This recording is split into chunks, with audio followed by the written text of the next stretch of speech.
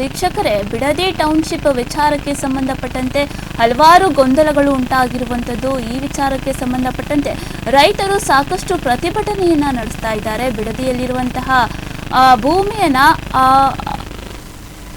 ಬಲವಂತವಾಗಿ ತಗೊಳ್ತಾ ಇದ್ದಾರೆ ಅಂತ ಇದೀಗ ಅಲ್ಲಿರುವಂತಹ ರೈತರು ಈ ವಿಚಾರಕ್ಕೆ ಸಂಬಂಧಪಟ್ಟಂತೆ ಸಾಕಷ್ಟು ಪ್ರತಿಭಟನೆಯನ್ನ ನಡೆಸ್ತಾ ಇದ್ದಾರೆ.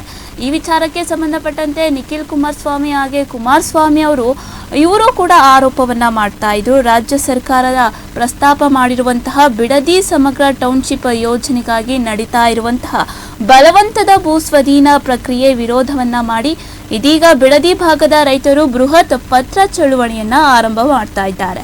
ಜೆಡಿಎಸ್ ಯುವ ಘಟಕದ ಅಧ್ಯಕ್ಷರಾದಂತಹ ನಿಖಿಲ್ ಕುಮಾರಸ್ವಾಮಿ ಅವರು ಇತ್ತೀಚೆಗೆ ಎಐಸಿಸಿ ನಾಯಕ ರಾಹುಲ್ ಗಾಂಧಿ ಅವರಿಗೆ ಪತ್ರ ಬರೆದು ಮಧ್ಯಪ್ರವೇಶಕ್ಕೆ ಈ ವಿಚಾರಕ್ಕೆ ಸಂಬಂಧಪಟ್ಟಂತೆ ಪತ್ರವನ್ನ ಬರೆಯೋದಾಗಿ ಕೋರಿದ್ರು. ಹಾಗೆ ರೈತರಿಗೂ ಕೂಡ ಇದೇ ಹಾದಿ ತುಳಿಯಲು ಕೂಡ ನಿಖಿಲ್ ಕುಮಾರಸ್ವಾಮಿ ಕರೆ ನೀಡಿದ್ರು. ಇದೀಗ ಇದಕ್ಕೆ ಸ್ಪಂದಿಸಿರುವಂತಹ ಬಿಡದಿ ಸೀಮೆಯ 100ಕ್ಕೂ ಹೆಚ್ಚು ರೈತರು ಇಂದು ಲೋಕಸಭೆ ವಿರೋಧ ಪಕ್ಷದ ನಾಯಕ ರಾಹುಲ್ ಗಾಂಧಿ ಅವರಿಗೆ ಪತ್ರ ಬರೆದು ಭೂ ಸ್ವಾಧೀನ ಪ್ರಕ್ರಿಯೆಗೆ ತಕ್ಷಣವೇ ಬ್ರೇಕ್ ಹಾಕುವಂತೆ ಒತ್ತಾಯವನ್ನ ಮಾಡಿದ್ದಾರೆ. ಇನ್ನು ಬಿಡದಿ ಟೌನ್ಶಿಪ್ ವಿಚಾರಕ್ಕೆ ಸಂಬಂಧಪಟ್ಟಂತೆ ಪತ್ರ ಬರೆಯುವಂತಹ ಕೆಲಸ ಕೂಡ ಆಗ್ತಾ ಇರುವಂತದ್ದು.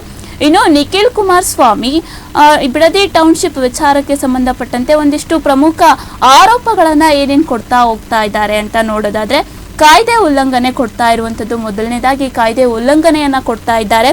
2013ರ ಭೂ ಸ್ವಾಧೀನ ಕಾಯ್ದೆಯ ನಿಯಮಾವಳಿಗಳನ್ನ ಗಾಳಿಗೆ ತೂರಿ ಯಾವುದೇ ಸಾರ್ವಜನಿಕ ಸಭೆ ನಡೆಸದೆ ಬಲವಂತವಾಗಿ ಅಂತಿಮ ಅಧಿಸೂಚನೆಯನ್ನ ಹೊರಡಿಸಲಾಗಿದೆ. ಇದು ತಪ್ಪು ಅಂತ ಮೊದಲನೇ ಆರೋಪವನ್ನ ಕೊಡ್ತಾ ಇದ್ದಾರೆ.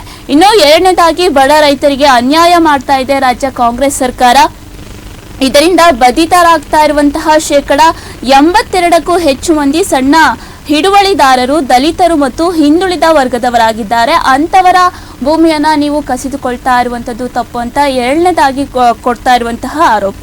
ಇನ್ನು ಮೂರನೇದಾಗಿ ರಿಯಲ್ ಎಸ್ಟೇಟ್ ದಂಧೆಯನ್ನ ಮಾಡ್ತಾ ಇದ್ದಾರೆ ಕಾಂಗ್ರೆಸ್ಸಿಗರು ಅಂತ ಮೂರನೇದಾಗಿ ಆರೋಪವನ್ನ ಮಾಡ್ತಾ ಇರುವಂತದ್ದು. ಹಣಕಾಸು ಇಲಾಖೆಯ ತೀವ್ರ ವಿರೋಧದ ನಡುವೆಯೂ ಹುಡ್ಕೋ ಮೂಲದ ಭಾರಿ ಸಾಲ ಪಡೆದು ರೈತರ ಫಲವತ್ತಾದ ಭೂಮಿಯನ್ನ ರಿಯಲ್ ಎಸ್ಟೇಟ್ ಲಾಭಕ್ಕಾಗಿ ಕಬಳಿಸುವಂತಹ ಕೆಲಸವನ್ನ ಮಾಡ್ತಾ ಇದೆ ಸರ್ಕಾರ ಅಂತ ಇದೀಗ ನಿಖಿಲ್ ಕುಮಾರಸ್ವಾಮಿ ಈ 3 ಪ್ರಮುಖ ಆರೋಪಗಳನ್ನ ಕೊಟ್ಟು ರಾಹುಲ್ ಗಾಂಧಿ ಅವರಿಗೆ ಪತ್ರವನ್ನ ಬರೆದಿರುವಂತದ್ದು.